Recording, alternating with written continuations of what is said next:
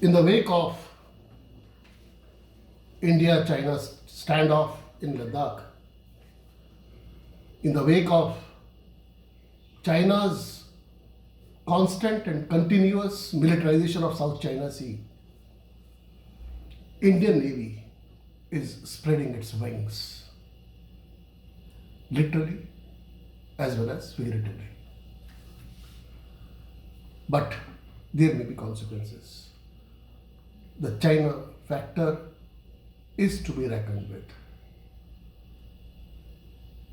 I am Rajiv Sharma. Now let me elaborate. First of all, Indian Navy has moved in a big way in two theaters. One, IOR, that is Indian Ocean Rim, and second, ANI, that is Andaman and Nicobar Islands. The two factors both are with an eye on China. Now, here is the elaboration point by point. First of all, let's take up the Indian Navy's increased activities in IOR, Indian Ocean Rim.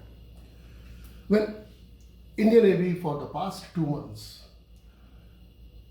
as reported by the Hindustan Times today, it's a significant report. Indian Navy in the past 2 months has been in touch with the Maldives, Mauritius, Madagascar and Seychelles, the 4 Indian Ocean island nations, archipelago nations. Now the idea is to ensure that China, which has been wanting to convert South China Sea into a personal lake, and where the US already dispatched its aircraft carriers, USS Reagan and USS Nimitz, to tackle the Chinese and to convey a not so subtle message to China. But now the Indian Navy is also doing its bit. For example, in the recent past, in the past few weeks, India has held exercises, Indian Navy, with US, led by USS Nimitz. India has also separately held exercises, joint exercises with Japan. All this is with an eye on China. Now, China is not an Indian Ocean power, but it will eventually get into Indian Ocean. This is one side of it, one side of the picture, that is Indian Ocean Rim. Now let's come to ANI, Andaman and Nicobar Islands. Andaman and Nicobar Islands, it's an archipelago of 572 islands. The farthermost tip of Andaman and Nicobar Islands is just a boat ride away from Indonesia. So one can make out the strategic significance of Andaman and Nicobar Islands. Interestingly and significantly, in the Andaman and Nicobar Islands is the first theatre command of India. What's a theatre command? Theatre command is where all the services are working under one chief, under the guidelines of one chief alone. Here, in this case, not 3 but 4. Army, Air Force, Navy and Coast Guards. Now, the government of India has unveiled an ambitious 10,000 crore rupee plan to develop the infrastructure, the military infrastructure of Andaman Nicobar Islands by 2027, of which 5,650 crore plan is already under implementation. What is being done in that plan? Well, the runways are being lengthened so that heavier and bigger planes and aircraft, military aircraft, can land there. Then there are 3 divisions already deployed. 4th division, infantry division, is being deployed. Then military assets like radars, aircraft, missile batteries are going to be deployed there. Now, all this is being done so that India can get much greater, much more efficacious access to Indian Ocean. The Congress government had done this, had attempted to militarize Indian Andaman and Nicobar Islands way back in 1985, but chickened out. Perhaps rightly, perhaps wrongly, that's for the posterity to establish. But the reasons were diplomatic. When nations of South Asia and Southeast Asia, particularly Southeast Asia, Malaysia and Indonesia, when they noticed India beefing up its military infrastructure and military deployment in Andaman Nicobar Islands, they objected.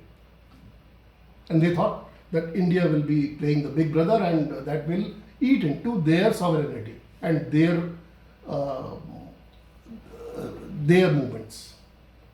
That it will impinge on their security. So the Congress government dropped that idea. In 2015, the Modi government again took up this idea and sanctioned a 10,000 crore plan. Now, here also we must understand the flip side of militarizing Andaman Nicobar Islands. First of all, the environmental impact. That is something which has nothing to do with strategic, nothing to do with foreign policy, nothing to do with security, but environmental impact is supreme. Now the question is that now that Andaman Nicobar Islands is being beefed up and the infrastructure is being beefed up, deployment is being increased, will the government of India give access to friendly foreign navies like US, like Japan, like Australia, like Singapore, like South Korea? And if it does, how China will react? Here, this has to be understood, folks. 4 years ago, the Modi government had finalized a logistics agreement with US. In the recent past, India has done logistics agreements with 4 countries, apart from US, France, Singapore and Australia. But in the past 4 years, US has not been given facility to land its ships in Andaman Nicobar Islands. Now, if foreign navies start berthing their ships in Andaman Nicobar Island bases, then the question is, will it not compel China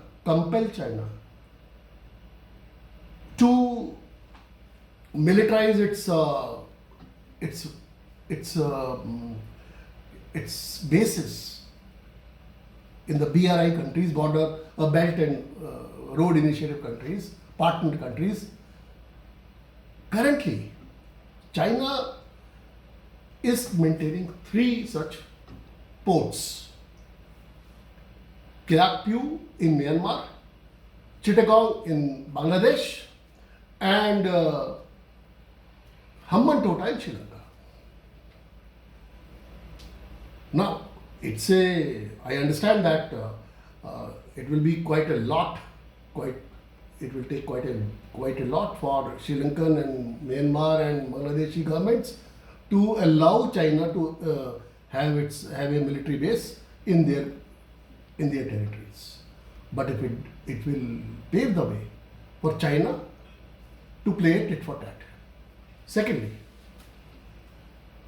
4 years ago, Japan had proposed to India to install a sound surveillance sensor system undersea in Andaman Sea Nicobar. This is highly strategic because if that system is developed and installed, then this will indicate the moment a Chinese submarine enters the waters. And the idea was that to further integrate it with fishing, with the US Japan similar system, which is called fish hook net. Now again, that is not without strategic consequences. So friends, I hope that this video is especially meant for UPSC Civil Services aspirants, and I hope that they will watch it carefully.